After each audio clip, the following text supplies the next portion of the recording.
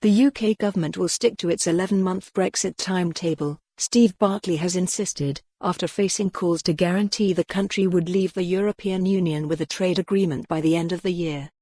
The Brexit Secretary said the Conservatives had committed in their manifesto not to extend the implementation period beyond December 2020 and added this is what people had voted for last month. He expressed confidence in negotiating a trade agreement with the EU in the 11-month transition but did not rule out a no-deal arrangement.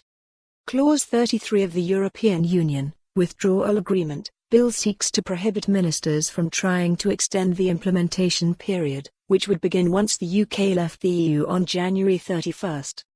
Labour said the withdrawal agreement was a bad deal for the UK and called on the government to come forward with proposals to show how it would avoid the catastrophe of no deal at the end of this year.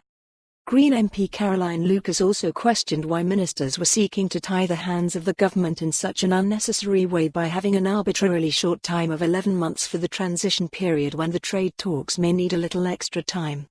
Speaking as MPs assessed the bill at the detailed committee stage, Labour's Hilary Benn also told the Commons, Mr Barclay has expressed enormous confidence that a deal will be done by December. Can I just test that confidence a little further? Would he give the House an assurance today that there is no prospect whatsoever of the UK leaving without an agreement in December of this year? The Secretary of State replied, "You will know exactly what is in Clause 33, which is a commitment that we will stick to the timetable set out in respect of the implementation period and what we committed to in our manifesto."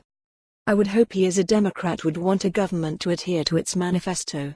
The reality is on December 12 the British public voted in overwhelming numbers to get Brexit done by January 31 and to conclude the implementation period by December 2020 so we can look forward to a bright future as an independent nation.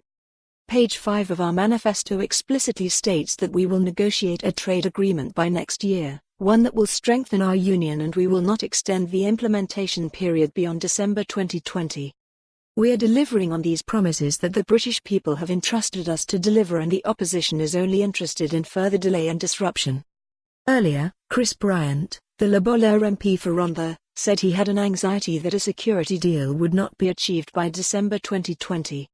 But Mr Barclay replied that after the election result now, with absolute clarity on the timetable, we are working to, the UK and the EU will be able to get on with it.